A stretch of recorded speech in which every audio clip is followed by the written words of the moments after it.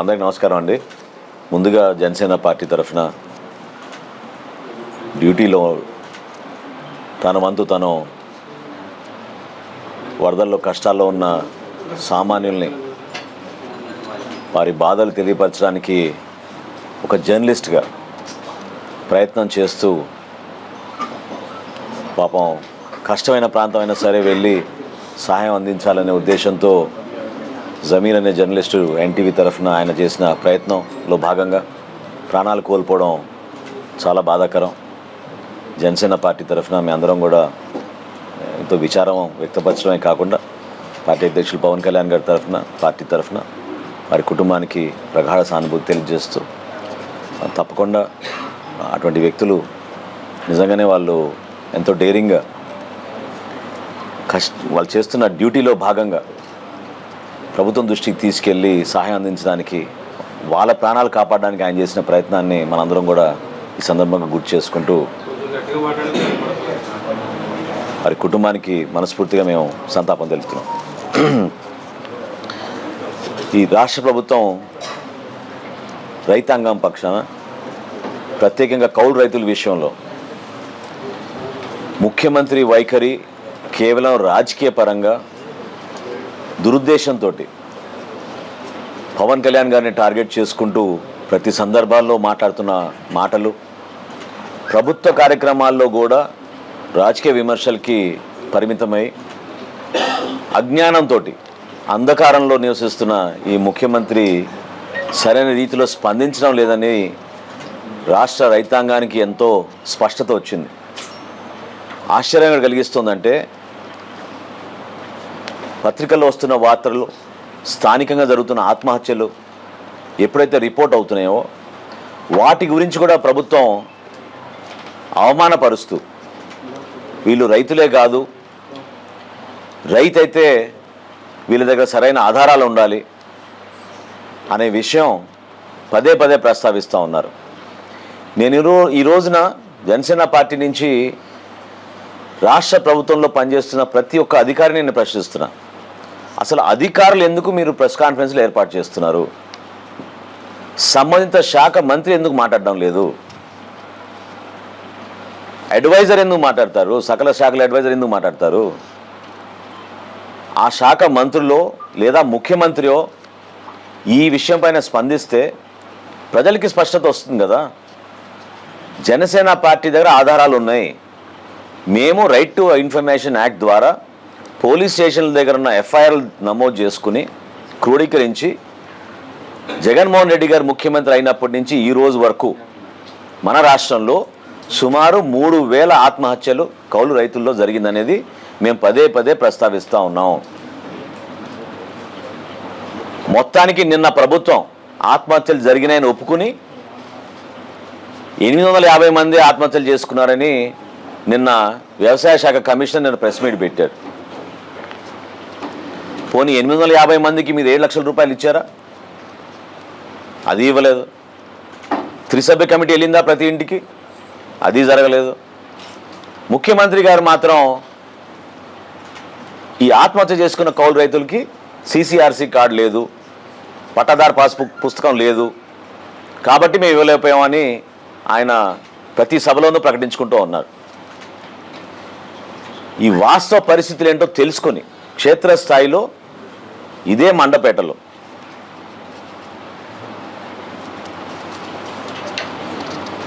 రైతు కుటుంబాన్ని కలిసినప్పుడు జనసేన పార్టీ నాయకులందరం మేము వెళ్ళి ఏ విధంగా ఈ సమస్య ఇంత తీవ్రంగా అయిందో విషయాలు తెలుసుకుని మేమే ఆశ్చర్యపోయాం. ఆ రోజు నుంచి కూడా మేము రాష్ట్ర వ్యాప్తంగా ప్రతి జిల్లాలో కౌలు రైతులను ఆదుకోవడానికి కోసం ఒక అద్భుతమైన కార్యక్రమం పవన్ కళ్యాణ్ గారి నాయకత్వంలో తీసుకెళ్తున్నాం. ఈ కార్యక్రమానికి పవన్ కళ్యాణ్ గారు స్వయంగా 5 కోట్ల రూపాయలు విరాళం ఇచ్చి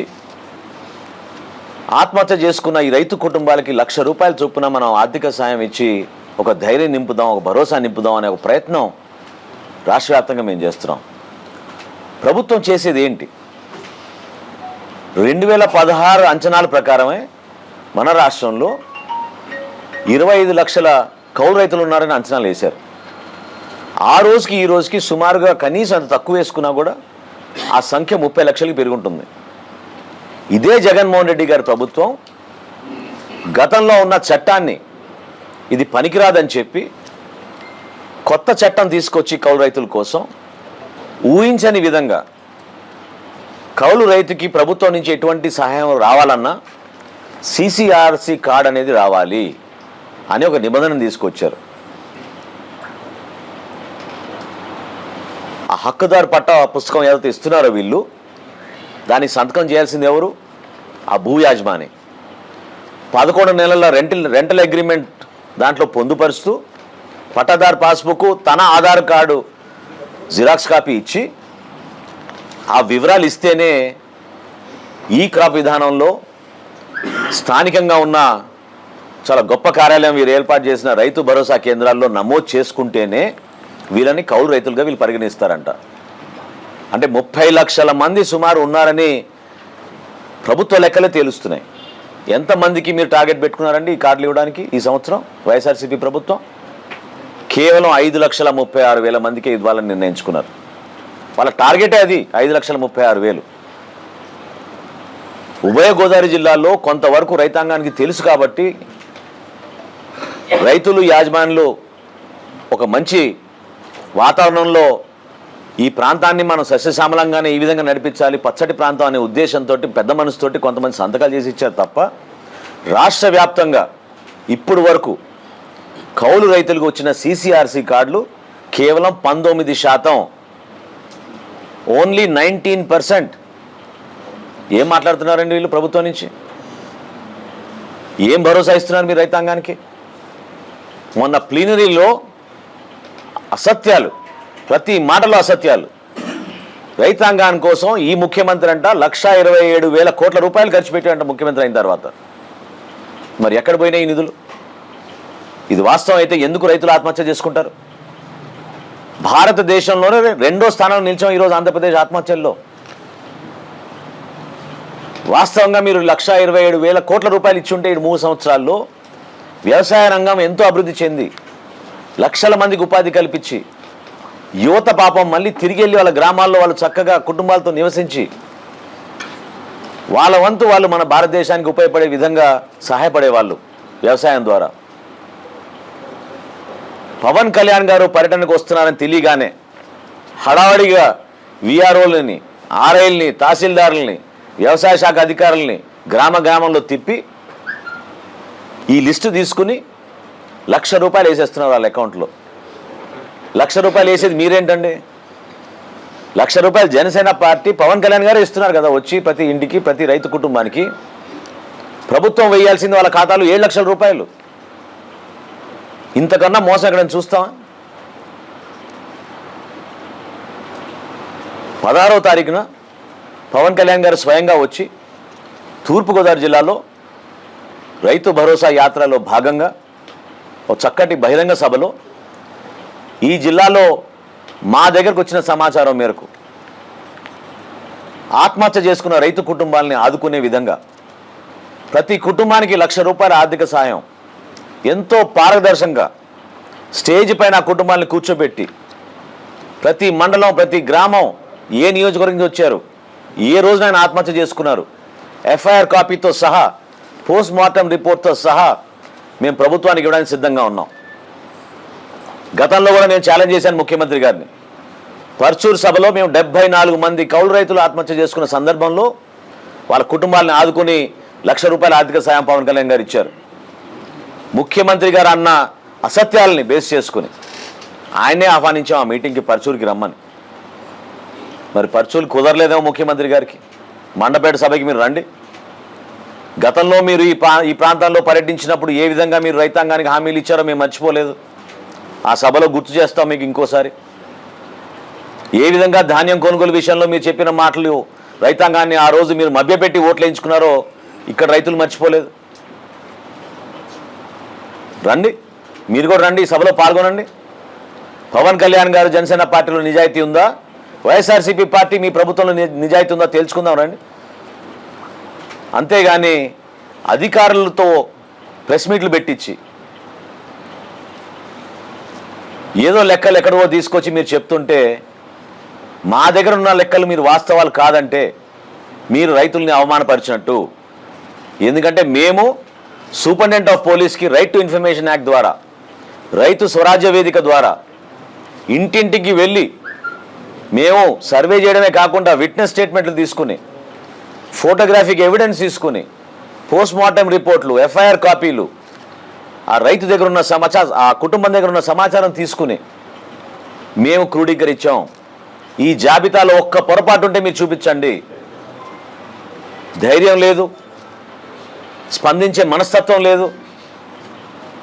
10 మందికి మీరు రాష్ట్రంలో భరోసా నింపాలనే ఆలోచన లేదు. ఎప్పుడు మీరు కులాల మధ్య చిచ్చు పెట్టడం, ఓట్ల కోసం మీరు పనిచేయడం, దీనికే పరిమితమైంది వైఎస్ఆర్సీపీ ప్రభుత్వం జగన్మోహన్ రెడ్డి గారి నాయకత్వంలో. దయచేసి ప్రతి ఒక్కరు నేను కోరుతున్నాను, 16వ తారీఖున మండపేటలో జరగబోయే బ్రహ్మాండమైన సభని పవన్ కళ్యాణ్ గారు ఉదయం 10ంటికి వచ్చి కొంతమంది ఆత్మహత్య చేసుకున్న రైతు కుటుంబాలని వాళ్ళ ఇళ్ళకి వెళ్ళి పరామర్శించి వాళ్ళకి అక్కడ చెక్కులు ఇచ్చి, తదనంతరం సాయంత్రం 3 గంటలకు జరిగే సభలో జిల్లాలో జరిగిన ఈ ఆత్మహత్య జరిగిన ఆ కుటుంబాలందరినీ కూడా ఆదుకునే విధంగా వాళ్ళకి ₹1,00,000 ఆర్థిక సాయం ఆ రోజు అందించబోతున్నాం. మరొక్కసారి రైతులు దయచేసి మీరు ఎవరు కూడా అధైర్యపడబాకండి. మేము ఉన్నాం, ప్రతిపక్షంలో నిలబడతాం, మీ పక్షాన పోరాడతాం, ప్రభుత్వం దృష్టికి తీసుకెళ్తాం. మీకు ఆ భరోసా నింపే విధంగా ప్రభుత్వంలో కనీసం కదలిక వచ్చేటట్టు. ఎందుకంటే మీరందరూ చూశారు, ఆవు చేను మేస్తుందంటే దూడ గట్టు మేస్తుందంట. ముఖ్యమంత్రి ఆ విధంగా నిద్రలో ఉన్నాడు, అధికారులు కూడా ఆ విధంగానే మాట్లాడుతున్నారు. సమస్య పైన మాత్రం వీళ్ళు ఎక్కడ కూడా స్పందించడం లేదు. నిజాయితీగా కష్టపడి మనకి రోజు అన్నం పెట్టేది రైతు. ఆ రైతు నిస్సహాయంగా, సహాయం లేకపోవడం వలన చివరికి చనిపోతేనే కనీసం కుటుంబమైన బతుకునే ఉద్దేశంతో పాపం ఆయన ఆత్మహత్య చేసుకుంటే వాళ్ళని, వాళ్ళ కుటుంబ సభ్యుల్ని ఈరోజు అవమానపరుస్తున్నారు. అదేవిధంగా 16వ తారీఖున దయచేసి 16వ తారీఖున దయచేసి నా రిక్వెస్ట్ ఏంటంటే, ఆల్రెడీ మొదలైనాయి, ప్రతి సభలో మేము చూస్తున్నాం, ఆంక్షలు ఏర్పాటు చేస్తున్నారు. పోలీసు అధికారులు కూడా నేను రిక్వెస్ట్ చేసేది, జనసేన పార్టీ చేసే ప్రతి కార్యక్రమం రాష్ట్ర ప్రజల కోసం, రాష్ట్ర అభివృద్ధి కోసం, రాష్ట్రంలో అందరూ సంతోషంగా ఉండాలి, మంచిగా ఉండాలి, ఒక మంచి వాతావరణం మనం తీసుకురావాలి రాజకీయంగా. ప్రతి ఒక్కరూ సామరస్యంగా, ఎక్కడ కూడా కులాలకి మతాలకి తావు లేకుండా ఆదుకునే విధంగా మేము ప్రయత్నం చేస్తాం తప్ప కొంతమందికి వచ్చిన ఆలోచనలు ఏనాడు కూడా జనసేన పార్టీలో రావు. సో ఈ రైతు భరోసా యాత్ర పవన్ కళ్యాణ్ గారు నిర్వహించబోయే యాత్ర మండపేటలో ఆ రోజున 16వ తారీఖున దయచేసి మీరు ఎవరు కూడా ఆంక్షలు విధించబాకండి. దయచేసి ఈ కార్యక్రమానికి తరలిస్తున్న మా నాయకులు, మహిళలు, రైతులు, వీళ్ళని మీరు అడ్డుపడబాకండి. ఆల్రెడీ మొదలైంది ఈ దుష్ప్రచారం, గ్రామ స్థాయిలో ఇదొక ప్రయత్నం. నేను దాకా అన్నట్టు హడావుడిగా రాత్రి ఇళ్లలోకి వెళ్ళి వ్యవసాయ శాఖ అధికారులు, రెవెన్యూ శాఖ అధికారులు రేపు ఎల్లుండి పడిపోతాయి మీ అకౌంట్లో డబ్బులు అని చెప్పి మభ్యపెట్టడానికి మీరు చేస్తున్న ప్రయత్నం అది కరెక్ట్ కాదు. నిజాయితీగా మీరు పనిచేయండి. 7 లక్షల రూపాయలు వాళ్ళ ఖాతాలు వేయండి, ఆ కుటుంబాన్ని ఆదుకోండి. చాలామంది పాపం 10 లక్షల రూపాయల కోసం ప్రాణాలు కోల్పోయారు. అప్పులు తీర్చలేక ఆ కుటుంబాలు ఈరోజు కూడా పాపం అల్లాడుతున్నారు. ఎందుకు త్రిసభ్య కమిటీ వెళ్ళి ఎవరి దగ్గర అయితే వీళ్ళు అప్పులు తీసుకున్నారో వాళ్ళు పిలిపించి మాట్లాడి వన్ టైం సెటిల్మెంట్ చేయలేదు ఇప్పటి వరకు? స్థానికంగా ఉన్న పోలీసు అధికారులు, రెవెన్యూ అధికారులు ఎందుకు ఈ బాధ్యత తీసుకోలేదు? జనసేన పార్టీ ఆ భరోసా ఇవ్వడానికి కోసం మేము ఈ కార్యక్రమం నిర్వహిస్తున్నాం. దయచేసి ఈ సభని మీరు అడ్డుకోబాకండి మనస్ఫూర్తిగా మిమ్మల్ని మరొకసారి పార్టీ తరఫున కోరుకుంటున్నాను. ఇంకొక కార్యక్రమం మేము చేపట్టబోతున్నాం, అది మీ అందరికీ ఇప్పటికే తెలిసే ఉంటుంది.